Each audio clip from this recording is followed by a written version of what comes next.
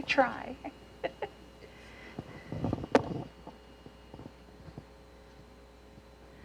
go ahead and leave that one on. Yes. So, yeah, not a problem. All right. Just double check with him.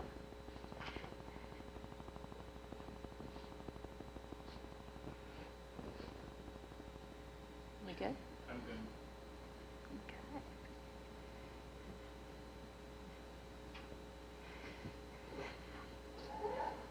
Okay.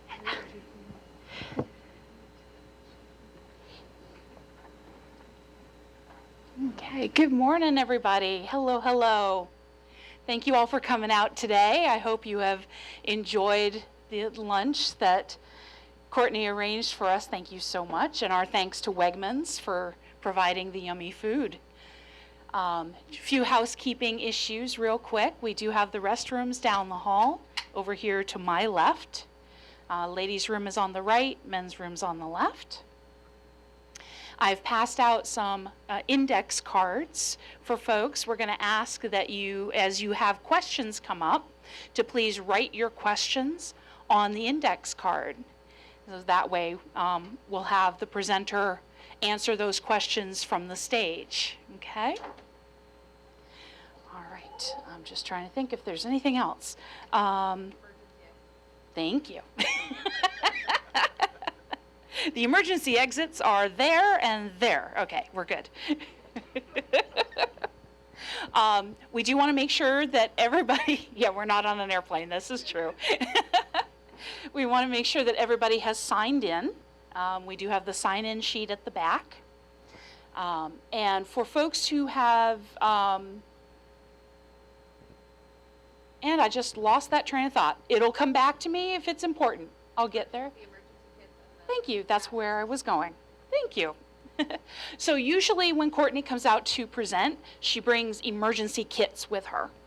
Unfortunately, the building was locked this morning and she could not get in to get the kits.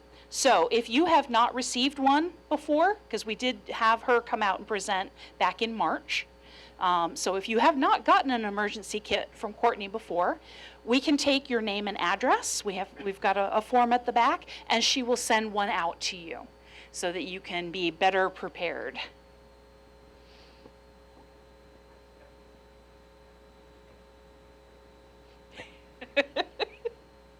So we're trying a new experiment today. We are actually webcasting this presentation. So we've got cameras everywhere. This will be a new, fun thing for us.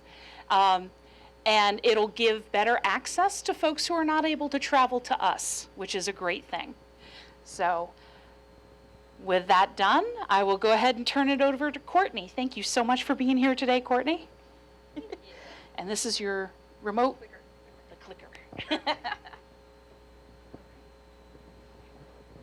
Okay, how's everyone doing? Are you staying warm? No, it's very cold.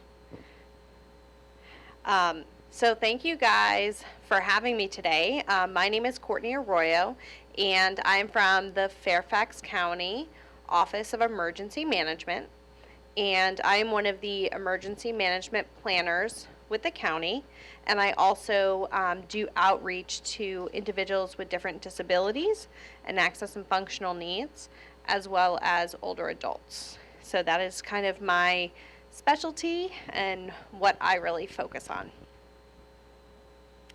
And we also have Jonathan Keel here.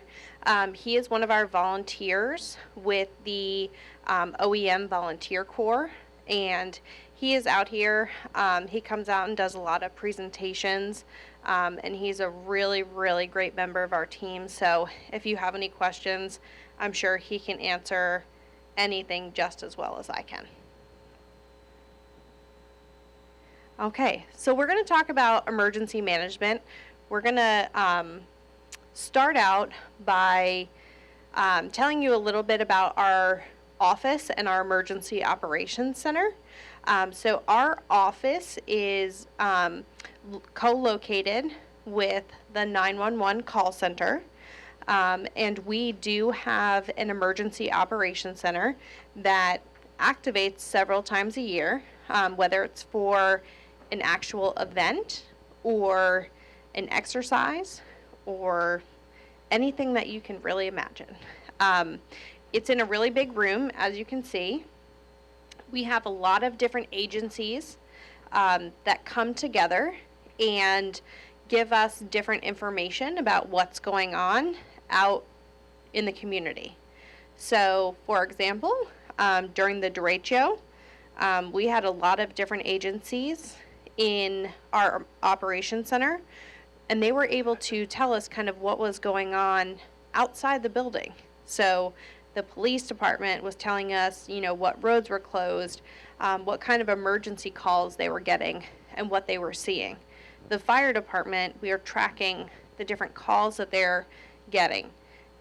Does everyone know that once it gets too windy, sometimes we have to stop letting the fire trucks go out because they are too heavy, and once the wind hits a certain speed, it can knock them over. So there are particular engines that will have to go out in replacement of that, and calls start getting prioritized based on how severe the situation is. We also deal with public works and stormwater management. So depending on the condition of the roads and different flooding situations, we have individuals who are out in the community taking measurements and giving us reports about what's happening so that we can arrange in the operations center for those things to get fixed. Does everyone remember July 8th, right after 4th of July this year, when we had that really big rainstorm that dropped 5 inches of rain in an hour? Does anyone live in McLean near Kirby Road? Yeah. So Kirby Road was washed out into different places. During that day, that happened, it started happening at like 8:30 in the morning. We had 56 swift water rescues, and we did open the operations center that morning. And we brought in police, we brought in fire, we brought in stormwater management, and we also bring a representative up from the 911 call center to let us know what types of calls are coming in. A lot of people were stuck, not because they were driving through flooded water, but they were in traffic and the water was coming up to them. So when I say 56 swift water rescues, it's not people who were recklessly driving in water. These things happen. So on our end, they report back to us that they are out of resources. They are tapped out. They have everyone out on the street that we have working at that time. So they have to bring in volunteers. They ask for other counties to come assist to help us with the calls that we're getting, as long as those counties are also not facing the same emergency. They also have the ability to call back in firefighters and police officers that are not working, or they can hold the people that were on the last shift until the incident is done. So we don't want to tire them out too much, but sometimes you do end up staying quite a few hours extra if you're needed. So that's our emergency operations center. We also have the ability to coordinate volunteer and donations from the operations center. We can bring in different organizations like Volunteer Fairfax, as well as our representatives from CERT, which is the Community Emergency Response Team. And we have our volunteers that we can bring in if we need some extra assistance or some extra hands in the operations center to help us get things done. So, how many of you have an emergency plan and an emergency kit already? What? Come on, no one? A little bit. Florida. Oh, in Florida, okay. All right. So, This year, but I okay. back and forth Okay. between Florida.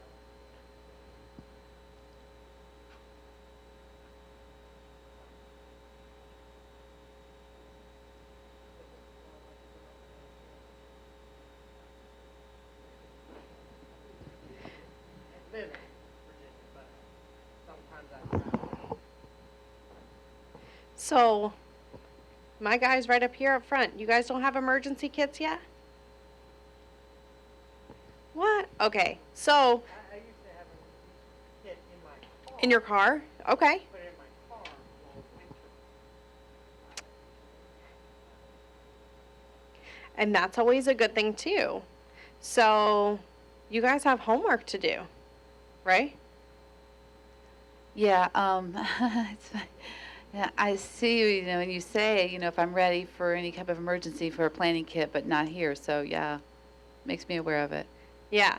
So we do have several items that we're going to be showing you to get you thinking about what you can put in your emergency kit. But the first thing you want to do is really make a plan. So the more resilient our community is, the faster and better we're going to recover. So we want everyone, whether you are at work, whether you have a business, it doesn't matter where you are. We want to make sure overall that we are prepared. So we're really counting on our citizens to take that responsibility. So what are we planning for? So here's some pictures up here of different scenarios that have happened in Fairfax.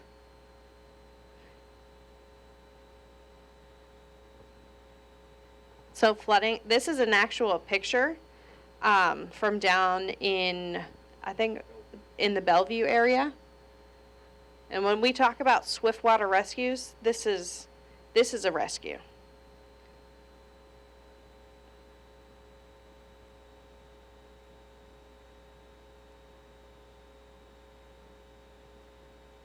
This is the Mount Vernon Rec Center. You can see that they're sitting inside of a hockey rink right now.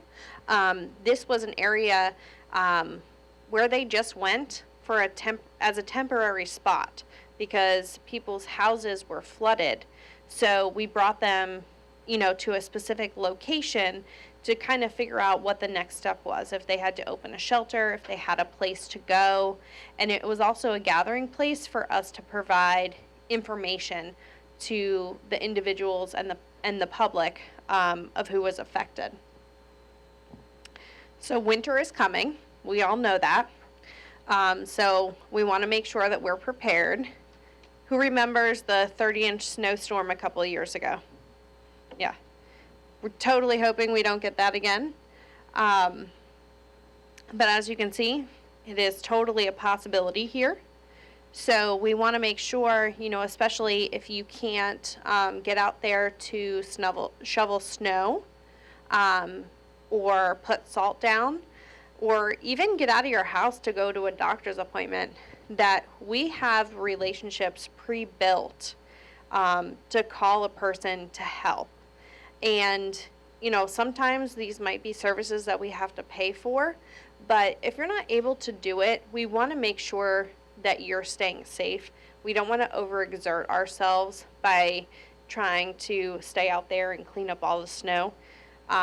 We want to make sure that we're planning ahead and, find that high schooler that is in your neighborhood, and they would be happy to make some money off on their day off from school. So these are just like little things to think about and relationships to build before an emergency happens. So hazardous material. We do see some hazardous material events here in Fairfax County. Quite a few weeks ago, I want to say it's probably almost a month now, we had a pretty bad gas leak in Herndon. And it was in a townhouse community, and it affected about 35 townhouses. And those individuals were evacuated. We had to shut off their power and their water because we needed to get Columbia Gas in there. And it ended up not being a simple fix. Those people were out of their house for more than 24 hours. And although, technically you can stay in your house with no power and no water, the big problem there was that a lot of people, when they don't have power, they want to light a candle. And fire and gas don't really go very well together. So we could not let those people back in their homes. There was a lot of kids. There was an elementary school right across the street, so we were able to partner with the elementary school. A lot of the kids that lived in that community went to the school, so we were able to temporarily keep them there until either they found a place to go with friends or family, and some of them had to end up going to a hotel room because they didn't have anyone to go stay with. But by the next morning, when we went back, the gas leak was filled. They had to tow a lot of cars because it was in a parking lot where they had to dig. And it ended up being a gas line from 1974 that they had to replace. So it was a 4-inch gas line, if anyone can imagine how big that is. It's a pretty significant leak. So these things do happen, and we want to take all the precaution that we can. So we see on 66, we see accidents all the time. I know in the past couple months, we've seen several bad accidents. We've seen a couple tankers that have overturned, that have caused a couple fires. A couple of weeks ago, 66 was closed around 2 o'clock in the afternoon, right before rush hour, because there was some kind of hazardous spill, and they had to close 66 going in both directions, which caused major traffic backups for hours.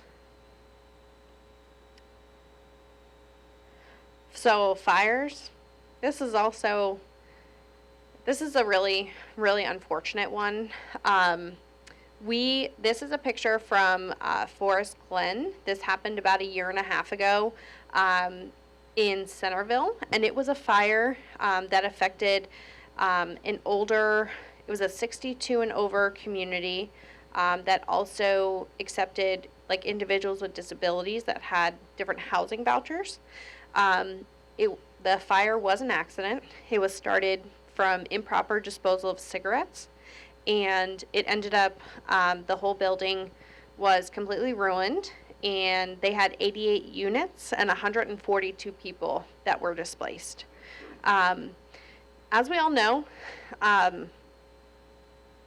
like housing in Fairfax County, it can be really, really challenging to find a place to live. The bigger challenge is finding accessible housing. So if you think that, a lot of these individuals who were displaced, trying to find and accommodate a new housing choice, it took a couple months. So that's another big project that we're partnering with the Department of Housing and also Disability Services Planning and Development to identify places that do have accessible housing, so that when or if an incident like this happens again, we have a better flow of how to get people back to where they were before. But this is why it's really important to have an emergency plan, because you never know if or when this is going to happen.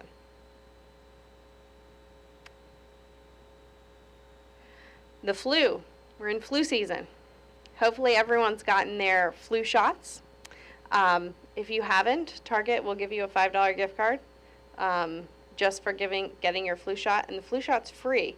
So they're literally paying you $5 to go get a flu shot.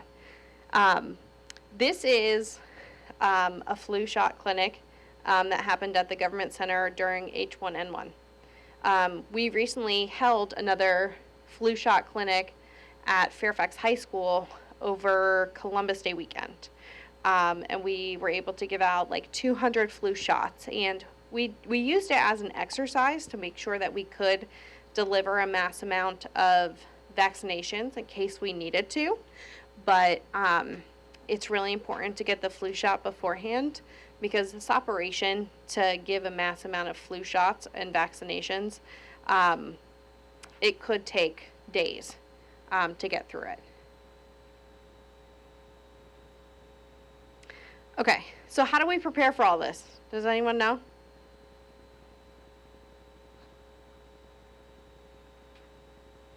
I'm going to tell you. Okay. So we want to make sure that we are following our preparedness cycle. Does anyone know what mitigation is? Okay, so mitigation, and I'm going to refer to this great wheel here. Mitigation is one of the ones, as you can see, that has the color for before and after. So mitigation is any activity that you can do to make something better and more resilient than it was before.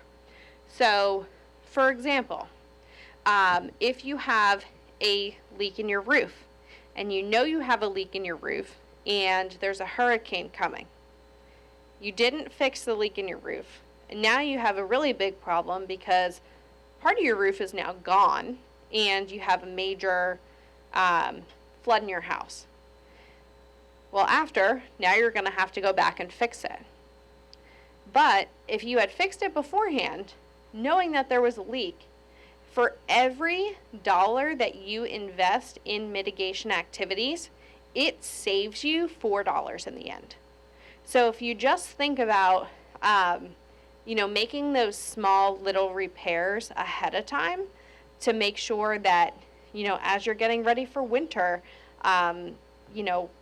your sidewalk, maybe you have, a piece in your sidewalk that's come up a little bit and it's going to be icy during the winter. So do we take the time now to fix the sidewalk, or do we wait until there's ice and then we slip and fall and then we fix the sidewalk? So it's kind of things that you can do beforehand that are going to make you better prepared and easier to recover. So some of these activities, once you put the money into it, it might never be a problem, but you are saving money in the end. So preparing, you can prepare at any time.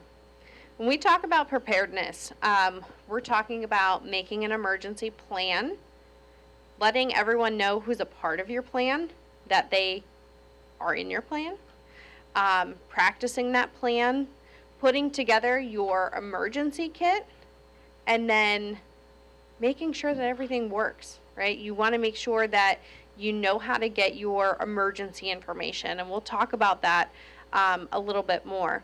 But then it's kind of your responsibility as well to talk to your friends and your family and your neighbors about this as well. Because if you are in an emergency situation where you might need extra assistance, you want to make sure that those people that can help you know what they're doing, right? So we're going to go through this a little bit more. So we put in here our winter weather sheet because, it got really cold out in a couple of days, and we want to make sure that we're preparing. So in our community emergency response guide, which Jonathan has a copy of, and there's business cards in the back of the room. All this information is in here, by the way. So in case you have questions, you can kind of go back and read it. But in this guide, there is hazard sections. So it goes through the different hazards that we just talked about in those previous pictures.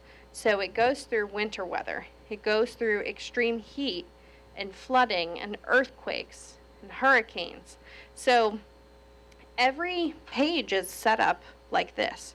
So it will give you what it is, what the key terms are, so you know the difference between a watch and a warning, and kind of what that different language that the National Weather Service is using, what it actually means. And then it gives you the what to do. So it gives you those actionable things. So what can you do before, which is your preparedness, and your mitigation, because we want you to do mitigation before, not after. What to do during, so your action step. If there's a tornado, what do you do? If there's an earthquake, it gives you the directions to drop, cover, and hold on. And then it'll tell you what to do after. So, for example, it talks here about, adopting a fire hydrant to make sure the fire hydrants are clear after snowstorms. And that's really a big deal. So if you live in an area where there's a fire hydrant close, maybe take that and make sure that, the firefighters can actually get to that fire hydrant, because that becomes a huge problem during snowstorms. Make sure that the yellow part in the sidewalk is also cleared so that people don't accidentally park in that area where the fire hydrant is. You know what the fire department's going to do if you park there? They're going to move your car. It's not going to be a good way of moving your car. It's going to be with the fire truck. And you know what? They have every right to do so, because that is legally a part that you are not allowed to park in. So being able to take that responsibility and shoveling that snow beforehand is really a great step to take. So we also have another one. We talked about flooding, so making sure you're not walking through floodwater. Floodwater is usually very contaminated, and we want to make sure. We had a water main break over near George Washington Parkway on kind of the border of Fairfax and Arlington. And now most of Arlington County has a boil water advisory until tomorrow.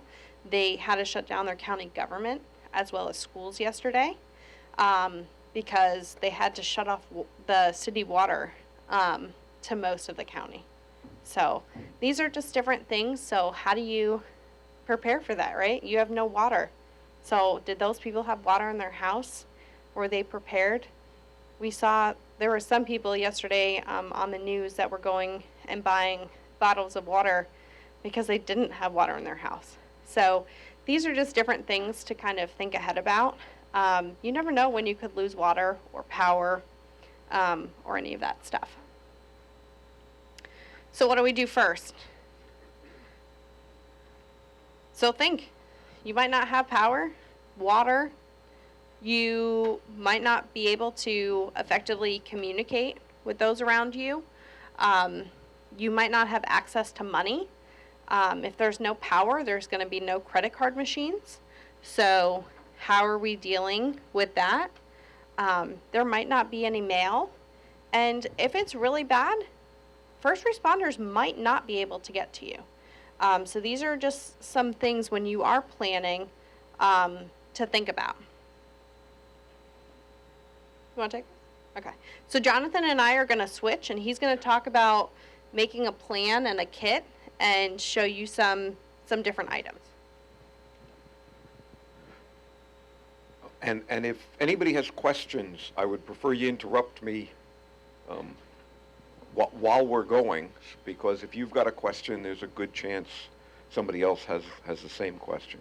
So this is all about preparedness and planning. And the first step in that is for you to think through what things might go wrong, what are likely if there's a snowstorm or a hurricane or just a power outage, and then think about what the greatest needs you might have. We talked about making a kit, okay, and making a plan. So let's just talk a little bit about that. The plan involves thinking through what emergencies could happen and how you can respond or take care of yourself until help gets there. The Office of Emergency Management, Fairfax County's police and fire do terrific work. On a good day, if you call 911, help is going to be there probably within 5 minutes.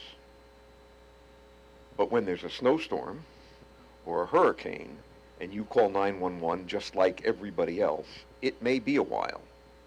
So the first thing you want to do is to be prepared to take care of yourself for as much as a day or two in the event that there is some kind of a disaster or weather event. So what does that involve? Having access to extra food and water, certainly in your home. A couple of people mentioned they have emergency kits in the car. You just get stuck in traffic for a couple of hours. It's nice to have a granola bar or a bottle of water. I always keep some food, some water, and a blanket, an extra jacket in the car. That's just a good idea. Hasn't happened that I needed it often. The food, yeah, that happens.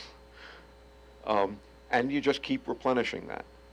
This involves for yourself as well as your family members. If you've got a pet, that's an added thing that needs to be taken care of. Many people consider their pets family members, and I certainly do. So there's extra food for the animals as well, certainly at home. So you need a kit in your car. A kit doesn't necessarily have to be in one place. It could be just some things that you keep in the car. At home, you want to have extra supplies. It's also a good idea to have a kit that in the event you have to evacuate, you can grab that and take it with you. Okay? Courtney mentioned the fire that happened in Centerville. Among those people, most of them didn't have a kit prepared. So all of their important papers, all of the cash they had in the house, many personal items, they're gone.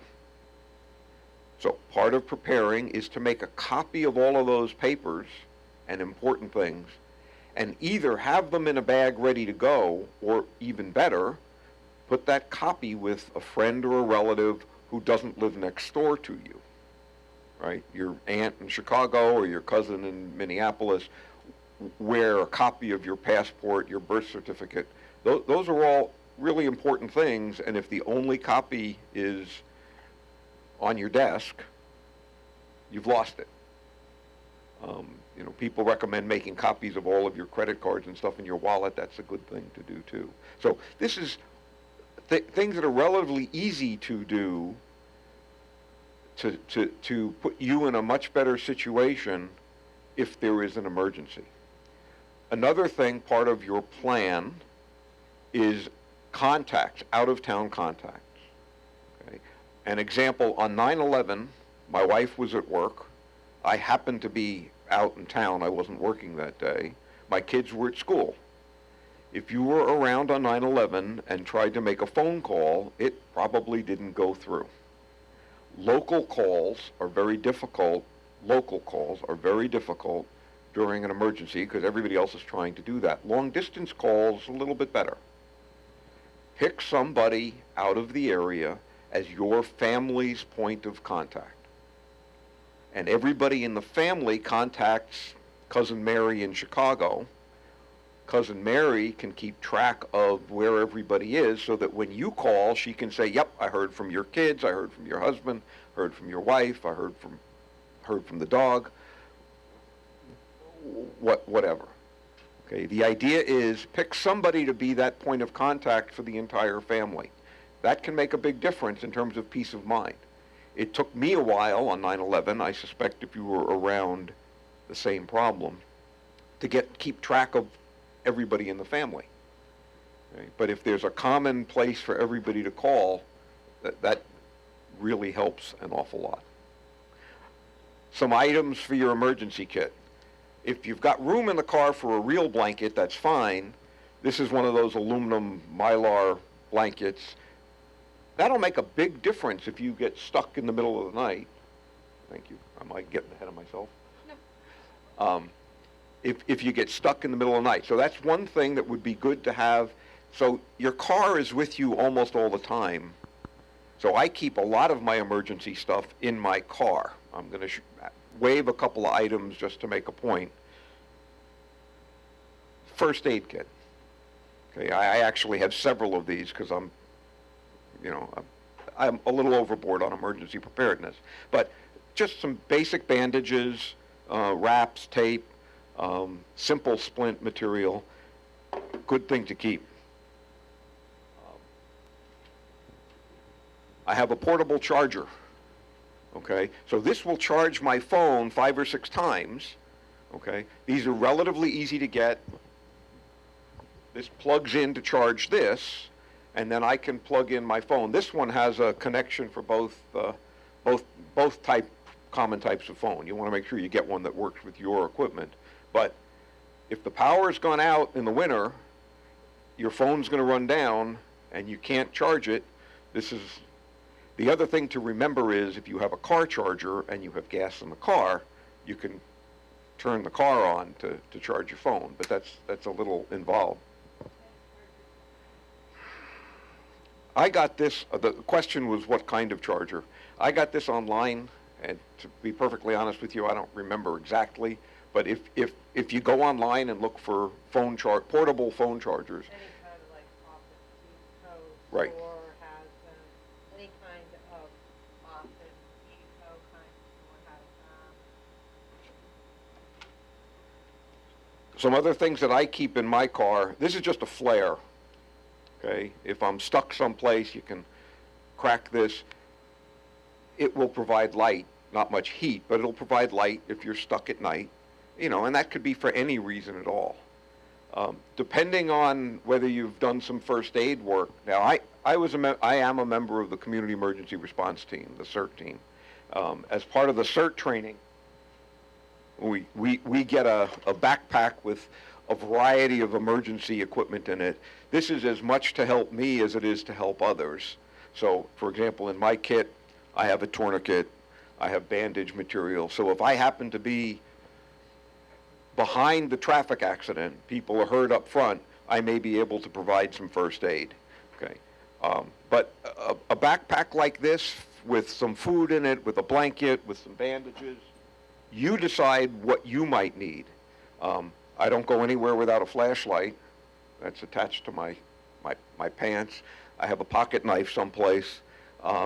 Those are all things that can prove helpful depending on your situation. If you have some special needs, so then maybe you want to have equipment with you to assist with that. Medication is a big one, okay? In my other backpack, I have several days worth of the medication that I take, which I rotate periodically so that it doesn't get to be too old. Those are all kinds of things. So you think about your specific situation and your needs, okay? Write yourself a note. Courtney mentioned we were giving you homework. That's what this is about. If you're driving and there's either a traffic jam or an accident and you get stuck and you're going to be in the car for the next 24 hours, and that happens, what do you need? Those are the kinds of things you want to think about. So your emergency kit, you've been working for, no, that's good. This is a list. You can go online to FEMA's website, to Fairfax County's Office of Emergency Management, and find excellent lists of things. You may not need everything on the list. Make it unique to your needs. That's really the key. Okay, so there's a lot of good guidance out there with suggestions. Something I haven't mentioned that's got to be on here someplace is a portable radio. Getting good information is critical, right? Yes, ma'am. You're absolutely right. Your phone may be the resource. Thank you. Everybody can't necessarily use a portable radio. Your phone may be a source of information. Send out emergency alerts. Right. Right. So there's a specific thing. If you're either hard of hearing or not hearing at all, then you need to figure out how you're going to get information when some kind of a disaster happens. It may be that somebody's going to call you with information, assuming your phone is working. That's another problem.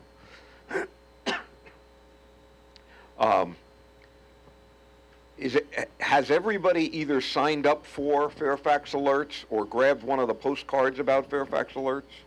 The county puts out information when there's a disaster, and you sign up for what information you specifically want to know about. Okay?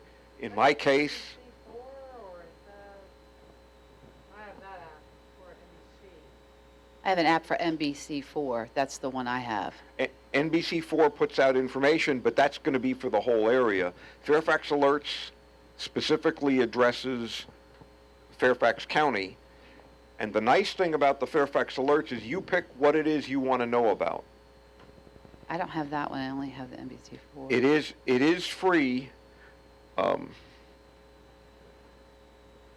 Okay. only Fairfax. It's local. So to you Fairfax can go to area. Fairfax, thank you. You can go to we have the cards in the back. You go to Fairfax's website, and you select that you want to know about traffic problems on 66 or traffic problems on 95.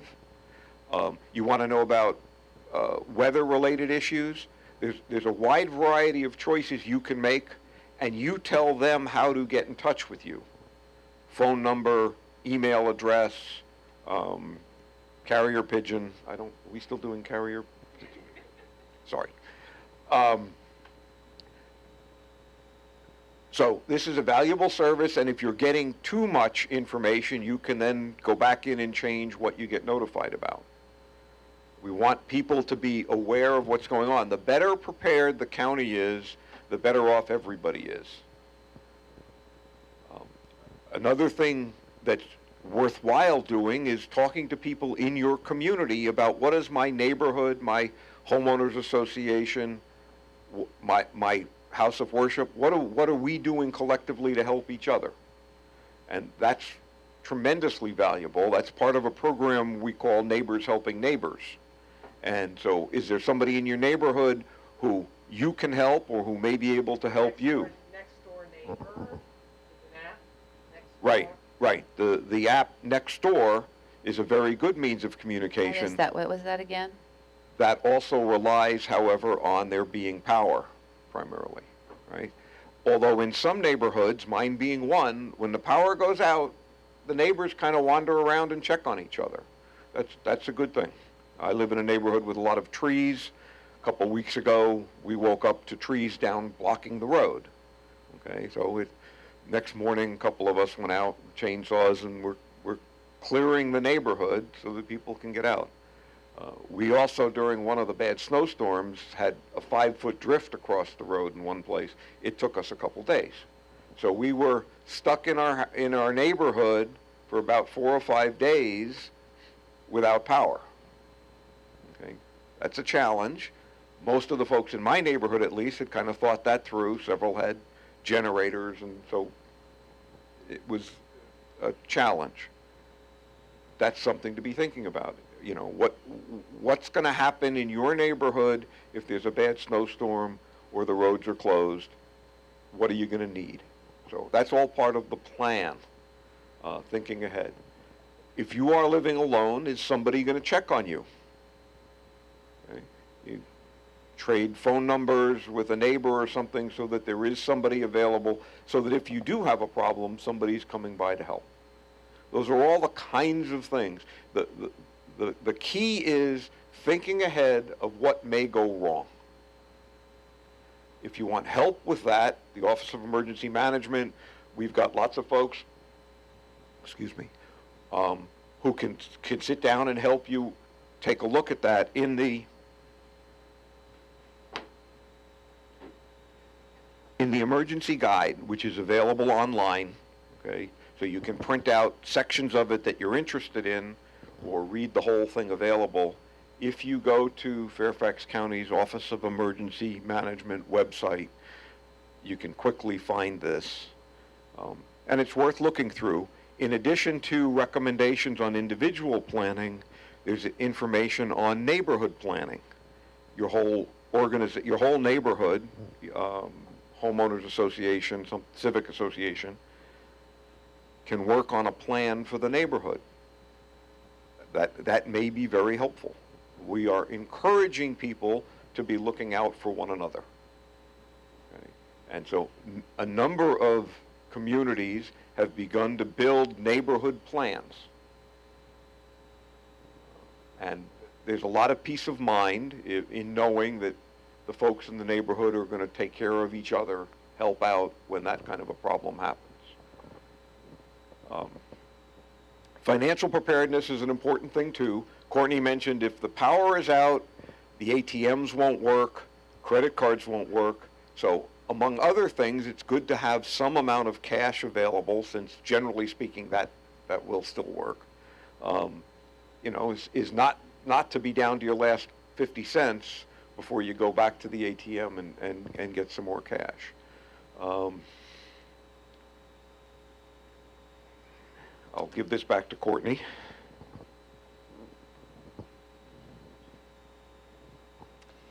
Okay, so one of the other super, super important things here is insurance. A lot of people think about insurance, but they don't update it on a regular basis. Yes, you renew your policy, but do you account for new things that you've purchased that are in your house? Does your insurance policy include replacement value or actual value?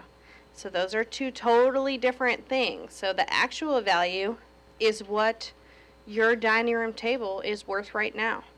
That doesn't mean it's worth the amount of money to go out and buy a new table. That's replacement value. So if you're looking at the age of your furniture, different things that you've purchased. A couple of years ago, I had a baby, and when I went through and, renewed my policy, I had to up the limit or the coverage, because he had a lot of stuff. There's a lot of stuff to replace. I went from a 1-bedroom place to a 2-bedroom, so you're furnishing a lot more stuff than you were before. So make sure on a yearly basis you're doing that kind of checkup. The other thing that you can do that helps if you ever do need to use your insurance is putting together an inventory of what is in your house. I know that it's daunting, believe me. I dread going through my kitchen cabinets to make a list of what's in there. However, it is very helpful if you can provide that to an insurance adjuster if you have a house fire or if there's a flood. It's easier to write things down beforehand than try while you're upset and in an emergency to go through and write those things down.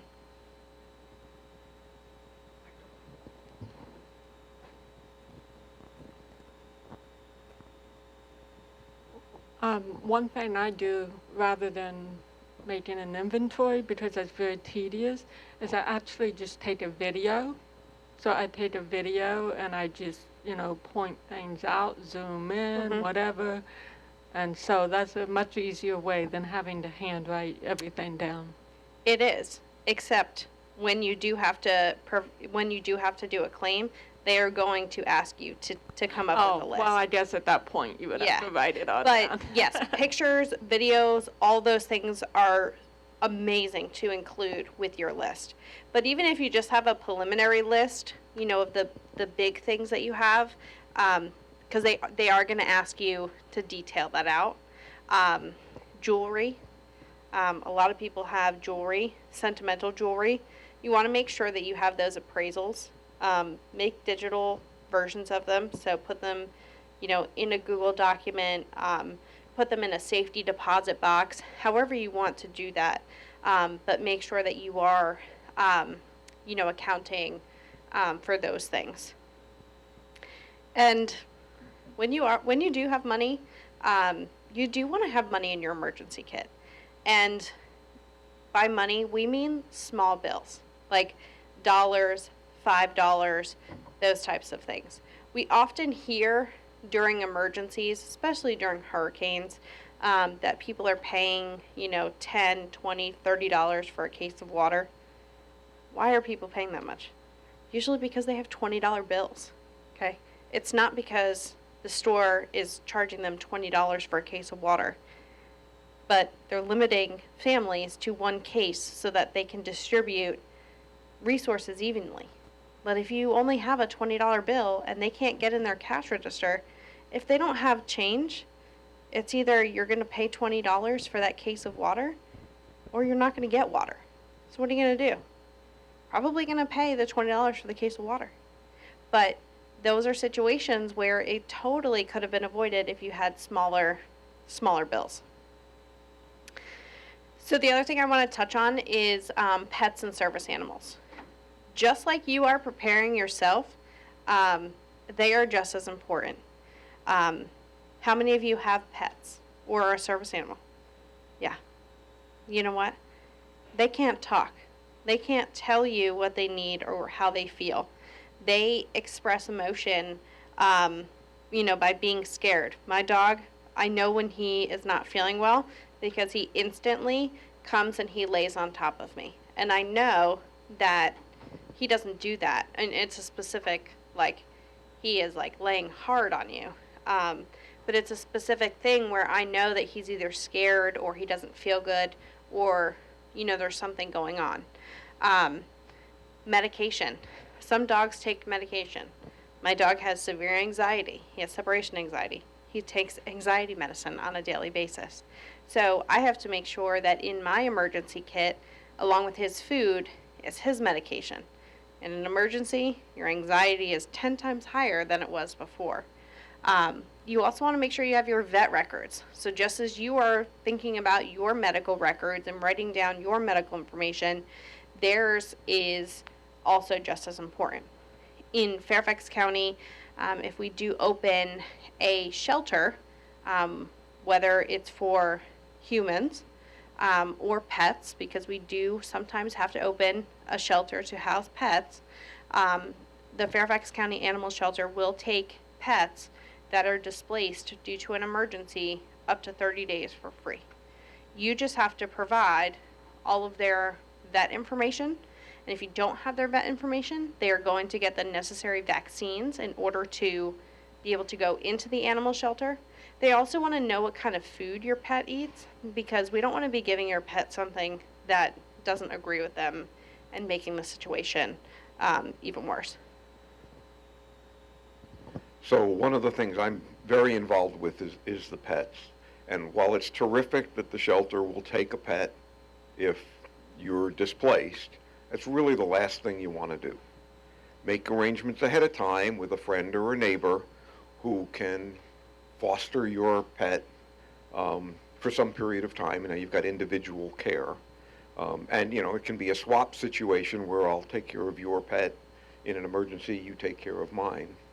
Again, I don't recommend the person who lives next door to you, just because whatever's affecting you may be affecting them as well. And so that's part of your plan, is figure out who in an emergency and when you want to go on vacation can take care of your dog or cat or parrot or snake or whatever it is that you've got. You want to do that ahead of time.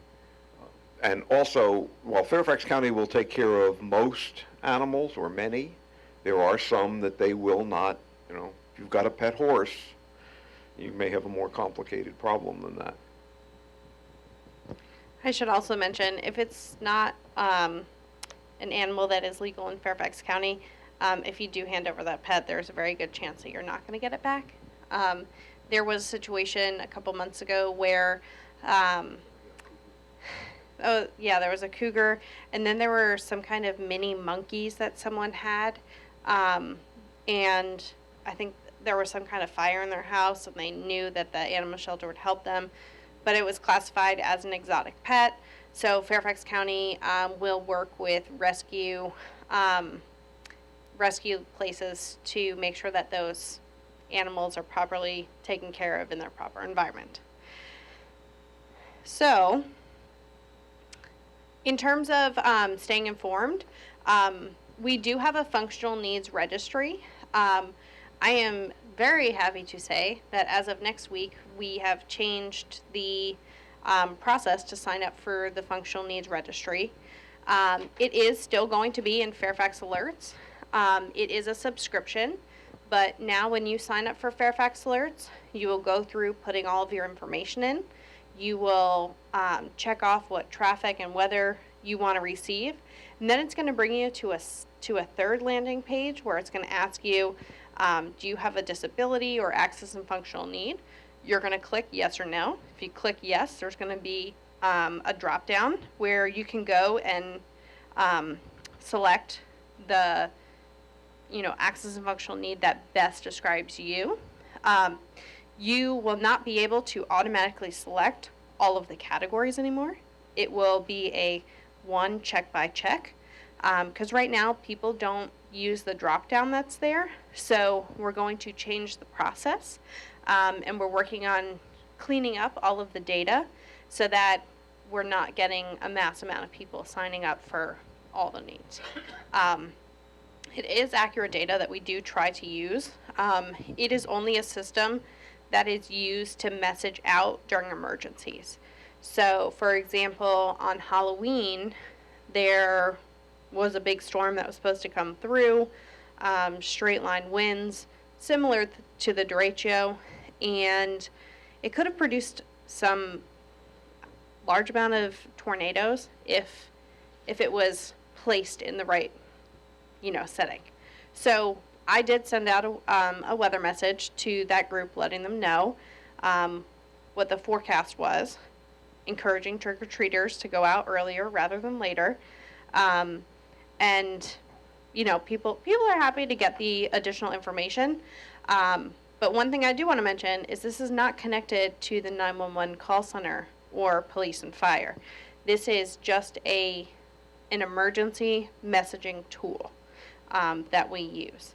Police and fire have their own system that does not connect to this, and we don't have access to that system. So, volunteering, I'm going to let Jonathan talk a little bit more about being a volunteer, but one of the greatest things that you can do is get involved in your community. And whether you formally volunteer with one of these organizations or you are just talking to your neighbors and making a neighborhood plan, it's really important. The more you believe in it and the more you do, the more you're influencing people around you. So Jonathan said, he is someone that's a little bit extreme on preparing. I'm the same way. I can't come up here and talk to you guys and not practice what I preach. So I have an emergency kit. I have an extensive emergency kit. I also have a 2.5-year-old who is, growing all the time. So every time I'm putting together that emergency kit, I'm constantly changing out diaper sizes and clothes and shoes. And I tell people, this is an ever-changing thing. If I do it and I'm asking you to do it, you better believe that I'm doing it. So the food, all that kind of stuff, have the conversation. A lot of people just don't even think about this. But it is something that's really important to do. And the more people we can communicate with and connect with and get them to be a part of this, the better it is. One of the other questions we had was, is it okay to set up a backpack as well as a rolling suitcase? You can do whatever works for you. Whatever works for your particular lifestyle, absolutely. If you want to put it in a suitcase, by all means. Yeah, and that just might be easier. For me, it's easier to have a backpack because I have to carry a 2.5-year-old. And I used to put him in one of those baby carriers. And last time I put him in the baby carrier, I realized that he's half as tall as I am now. And that really doesn't work anymore because he kicks my knees every time I walk with him. So I have realized that I can put him on my back now in the backpack carrier. But then, it's kind of awkward to put this huge backpack in the front of me. So, trial and error. Some people use strollers. Some people use the little grocery carts where they want to put 2 or 3 bags in once they get where they're going. Whatever works for you works for us. So I'll let Jonathan. Okay. So, Okay. I normally, I have like 3 different type of camping lanterns because they're brighter. The battery, and I make sure that the battery is, the LED is in there. Like if you're using it to go to the restroom in the house and you don't have power, it's very deaf friendly because as bright as it is. So I recommend that for people to purchase. Yeah. So this question is, if OEM or CERT. And I have one in the car and one at home. That's what I do with those lanterns. Yeah. So if we don't have access to the functional needs registry on the police and fire side, do they have access to your database to see what accessibility needs the public may have? The short answer is no. That it is not a system that's shared back and forth. And the reason for that is because people don't update their data. And when people don't update their data, that information that I would be providing them is not accurate. On my end, what I can do is during an emergency, I could send out a message to individuals on that list to, say, hey, we know that you've been affected, you might have been affected by this storm. Press 1 if you're okay, press 2 if you need assistance. And then that would transfer into a call center that we would set up, and we could start getting information about what needs people have. The reason why we don't provide this to police and fire is because just because someone has a disability or access and functional need does not mean that they're home. And that's the huge thing that happens. If I'm sending a police officer or a firefighter to someone's house because they are on a list, just because they're on a list doesn't mean that they haven't gone on a cruise. It doesn't mean, that they're not on vacation or they're at work or they're at home. And then it's taking resources off the street. Now, of course, if it's in an evacuation area, I have the opportunity to pull that list and we could send volunteers out there. If we're evacuating an area, we're canvassing anyway. We're going door to door to let you know that we are evacuating your area. Whether that's with police, fire, CERT volunteers, OEM volunteers, everyone's getting the same service.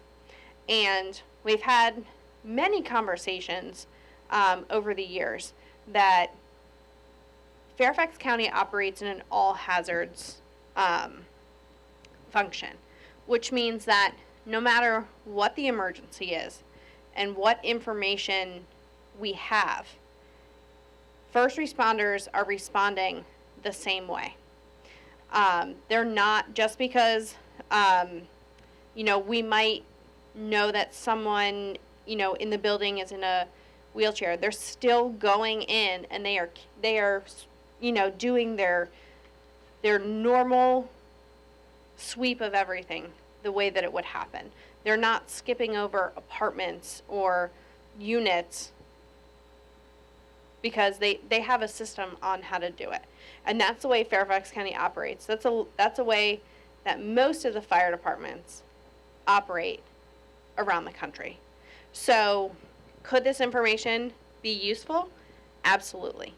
But is it necessarily going to change an operation or a response? No, it's not. Because if we did, then we're going to face a lot of lawsuits. But beyond that, it could potentially be dangerous for other individuals as well. Now, it does not mean you cannot go to your local fire department or your police department and let them know who you are and where you live, and ask them to put it into their system as a location of interest. As a public resident, that is every right. I don't have access to that information. And I will tell you, it is up to you to go back and make sure that that information is accurate if anything changes. Because there is system and there is no person keeping up that information. We currently don't have a system that does that in Fairfax County.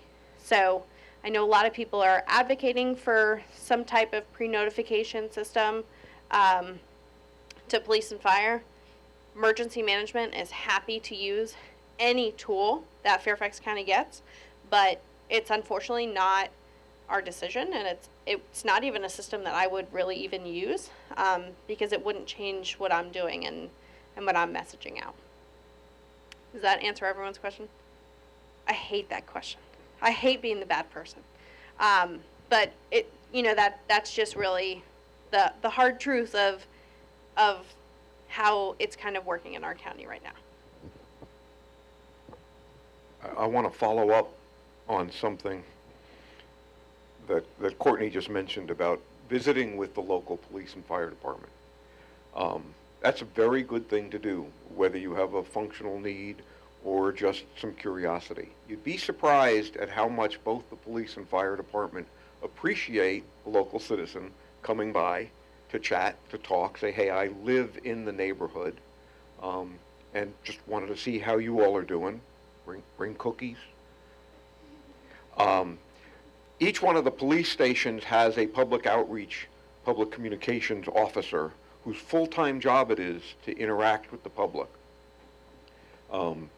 You may have to ask once or twice to figure out who that person is. If it's not an emergency, it may be a day or two or to set up an appointment, or you can sometimes just stop by. With the police, each station has what's referred to as a Citizens Advisory Committee that meets once a month when anybody can come and sit down. They generally have a program. It's an evening, typically a Tuesday, Wednesday, or Thursday evening, where a group of citizens just come. I live in the Franconia district, and I go to their meetings periodically, so I've met the police officers and the community outreach officer, and it's good engagement. Get good information. They learn from the citizens. Yes, ma'am. Okay, I'm just trying to understand. So by going to the police and fire department, giving them your name, your address, telling them you have a hearing impairment, so does that mean, like, should whatever reason the police show up at my house someday to arrest me or whatever, that they know I have a hearing loss? I would not count on that. Oh, okay. But that's a good place to start. Okay. Introducing yourself to the, and I'm trying to remember what the actual title is. It'll come to me. Who the public outreach officer actually is with each police station. But you speak to that person and find out, what their process is. Police and fire are different. Okay. Fire department may actually make a note because if they have to respond, okay, there are some things you can do. For example, for the fire department, they have a program called File of Life, which is something typically you would put on your refrigerator, which would have information about anything from you are hard of hearing or, we've got one right here, that's great. Okay, so the File of Life has information. So in fact, if the fire department shows up and you're passed out on the floor, they can look, he wants it on the screen, okay, at the File of Life where you fill out whatever information you want. Typically it comes, this one, with a magnet. And so it sits on your refrigerator, right? And so then they have information, okay? Now that means they're already in the house, Right. Yeah. right? Yeah, no, I'm just sort of imagining more about, it's night, I'm sound asleep, and someone's banging on my door. I don't respond, so I was just wondering if they would know that beforehand. And so that would be a great conversation to have with them. Courtney just handed me a note about texting to 911. Everybody is aware that you can text to 911. Okay. If you've been put in the trunk of a car by somebody who's kidnapped you, you may not want to be speaking, so you can text. Or if your speech is not clear, you may want to use text to 911. The disadvantage you should understand to texting is it's difficult to have a conversation back and forth with them because the 911 operators are looking for more information. But if texting is a better means for communication, certainly you can do that. So the bottom line is I would encourage you to go to the local fire department, local police department. The first thing to check is that you've gone to the fire or police facility that actually you're primary in. It's not always obvious. It's probably the closest station, but it's not always obvious. Okay, so we can talk some more about that. I think we're running on a little on the late side. I want to talk about volunteerism. There are a whole bunch of organizations listed up here that provide free training and are looking for volunteers. And if you become involved with them, the training, you get to meet other people who are also interested in emergency preparedness. Community Emergency Response Team helps train people to take care of themselves and take care of others. Let's see, Medical Reserve Corps is not exclusively people with medical training. I have relatively little regular medical training. I've done some first aid stuff, but I'm a member of Medical Reserve Corps, and so when they need people to move crowds, I'm one of the people that can do that. The county does vision and hearing screening for kids in the schools, and they need volunteers to escort people around. That's the kind of thing I can do pretty easily. Okay. We have other volunteers who have medical training who actually do some of the screening. The Office of Emergency Management has a group of volunteers, people who've said, you know, I can help with that. That's one of the other things that I do, doing exactly this kind of thing. There's two sides to this. One is you're providing assistance to others, and the other is if you have a functional need, you're hard of hearing or deaf, becoming involved with these organizations helps train the people in those organizations what specific issues other people in the community might have. There's not a lot of experience, for example, in the CERT community dealing with people who are deaf or hard of hearing. Bonnie comes out periodically and does some training, and that's terrific, and that helps, but it's not nearly as good as having somebody who's a member who actually is experiencing that particular challenge. Neighborhood Watch, I suspect everybody's heard of. That's something locally. You can become involved in that. Volunteers in Police Service is another. The police department's always looking for free workers, and you can volunteer and learn more about what the police department's doing. Fire Corps. So there's a range of volunteer opportunities. All of them offer training.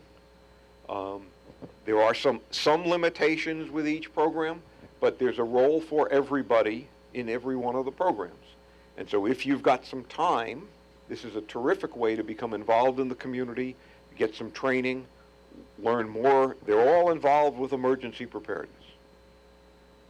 Fairfax County has been pushing that. What's not up here is the organization called Volunteer Fairfax, which organizes volunteers in schools, in libraries, at the food banks, a whole range of opportunities, and they match people who want to help with people who need help or organizations that need help. It's a terrific way to be involved and contribute something to the community. And I encourage you to look at that.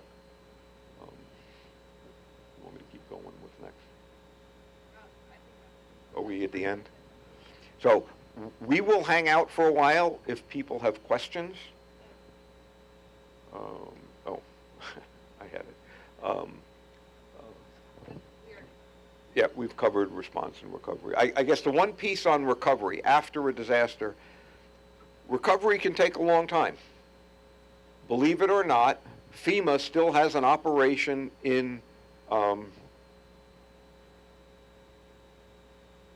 New Orleans, right, thank you, from Hurricane Katrina, okay? There's still work being done down there, and that was, 2005. Puerto Rico was still recovering. So recovery from big disasters, California hasn't begun recovering from fires. Those big disasters take a long time, a lot of volunteer work, so the recovery process can be very long. In the initial period of time following a disaster, the first week or two, it's mostly local help. The federal government comes, the state government comes, but that takes a while. So in those initial hours, initial couple of days, it's mostly neighbors helping neighbors. So if you're plugged into one of the volunteer organizations, we can help match volunteers who can help with people who have a need. Question? Yes, sir. Hold up. Before we do that. You want me Wait. to do that? Wait. Hold up. Before we do that, we did ask that folks write questions out on cards. If you did that, pass them to me to make sure that we can get them answered. Otherwise, we'll go ahead and take the questions. Let me answer one that was handed to me earlier, which I think people will be interested in if you don't already know the difference between a watch and a warning. Okay? When news broadcasts mention, there's a hurricane watch or a hurricane warning. So a watch means that the conditions are appropriate that could happen. So let me use a tornado as an example. If the situation is such that a tornado is possible, they will issue a tornado watch. A warning means they've seen something. So a warning is more serious than a watch. If they issue a tornado warning for your neighborhood, that's a good time to get away from the windows and begin to protect yourself. Okay? Is that clear enough for folks? Okay, so the watch just means, yeah, one could happen, be a good time to take the lawn furniture in. A warning means take shelter. I got Question? Gary, I think, was that Gary's question? Yeah, Gary and. Yes, I had a question. I was called CERT before. Is it court before it was CERT? Yeah, no, you said CORT is a CERT. Is it 6 months of training that they have to do for CERT? Normally, twice a week before? And for 4 of us, so many of us had the interpreter availability was awesome, and it was very fun, just to FYI. And I'm off now, but the CERT, but anybody can get involved, join the CERT, and provide those interpreters for you. So if you want to go, you have available. It's really cool. Yeah, just kudos to that. The standard CERT training program runs approximately 25 hours. So it's typically 1 3 to 4 hour session a week for about 8 weeks. And they cover a good deal of general first aid, how you can check on others and provide assistance to others, and working as part of a team in response to a big disaster. They like to use the term big and bad. Many people who are either deaf or hard of hearing try to rely on speech reading or lip reading so that they can understand what's being said, or at least try to. And in emergencies, it's not uncommon for responders to have to wear a mask over their face. And I'm wondering if there's any research being done into developing a mask that you can see through? I'm not aware of that. I will show you what I'm holding up here, which I keep in my backpack, for very much that reason, is not only for dealing with somebody who has a hearing or speech problem, but a language issue, okay? A card like this, which if you in fact do have a language or speech problem or hearing problem, would be a good thing to be in your emergency kit, which has pictures, and you can point to this is where it hurt or this is what's broken. So I can. Where can you purchase those? I don't have an answer for you on that. What's the name of it? So The name of that? I'm gonna look into see if we can order some. However, what I would encourage you to do, so my son has a severe speech problem, and people often cannot understand him even when he is talking. And we use a PEX board, which is specifically designed for him. Now, there are apps that you can purchase on your phone in order to create your own PEX board, and it will talk back, like it will talk for you, so that you can kind of put the sentences together. But my son's 2.5, so he has a small one that I just printed out using pictures that I put together, and it's a simple thing. In an emergency situation, if you had one that was just built for you, we have the alphabet on there, so he can point to different letters, and that can help formulate words if someone can visually see it. I'm not sure about the mask. That's something that we can ask about, but I haven't been told any. But that's a brilliant idea. Yeah. I have information on that.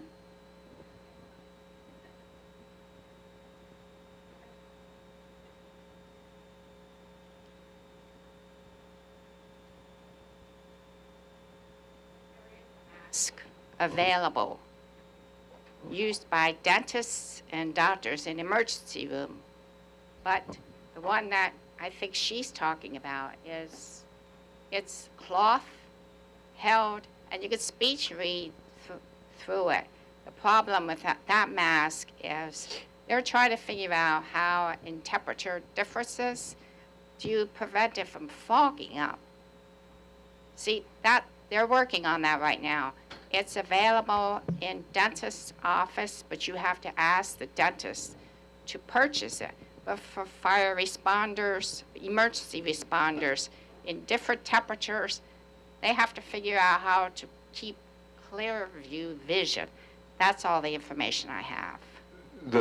I mean, that's an interesting challenge. Obviously, the mask is there to filter out dangerous particles, and so it becomes more complicated. And even if it were more or less clear, I'm guessing that lip reading through it would be particularly difficult. You know, so you're going to be much better off either writing a message or another problem that I have certainly experienced myself during exercises is the responders come in the dark, and the first thing they're going to do is shine a flashlight in your face. Okay, and you know, be prepared for that. You know, and then you need, if this is a communications problem, you're going to need to get them to understand they got to get the flashlight out of your face. That's a challenge. Okay. Okay. So one thing, before we go on. So some of these are specifically like police and fire questions. And one of the things I'm not going to do is I'm not going to answer on behalf of them. I'm happy to have a conversation, but I cannot answer some of these specific questions. I would completely have to defer that to them. And unfortunately, the person wasn't available today that was available 2 weekends ago. So we might be able to set up a separate, question and answer session with them. But I don't want to speak on behalf of them or for them because I don't work for them. Although we all work under public safety, I work in a different office. So there could be things that are happening that I don't know about that I just can't answer.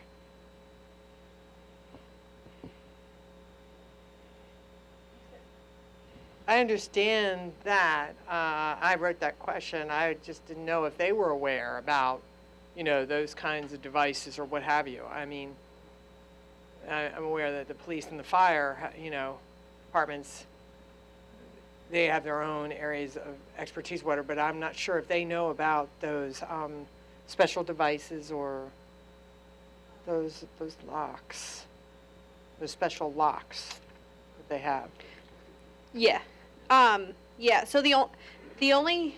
I can explain. I mean, it might be nice if for us, if we knew or could ask the fire and police departments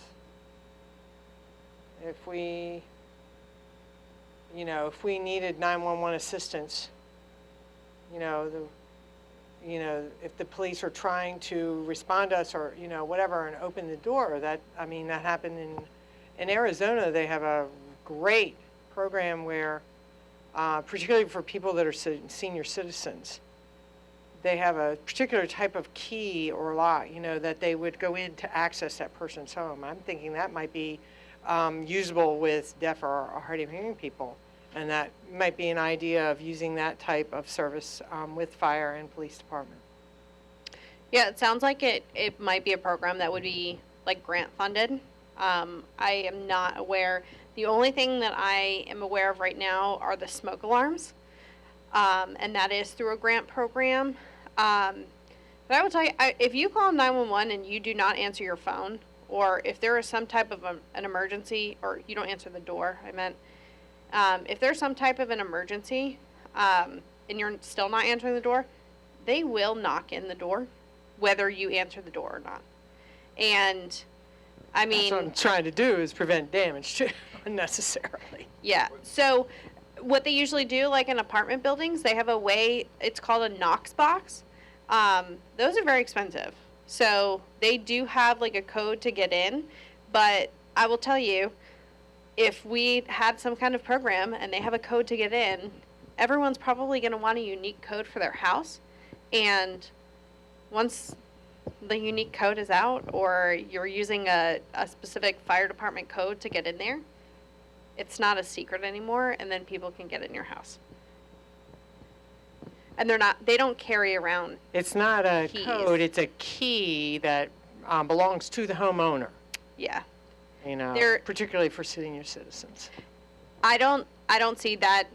And again, you can so ask them, but with 1.2, you know, and that was a census 10 years ago, we're probably closer to 1.3, 1.4 million people. I don't see that being a sustainable program. But I can't speak for them. So that's another program that we may have to set up. You can We have sponsor a it. question back here.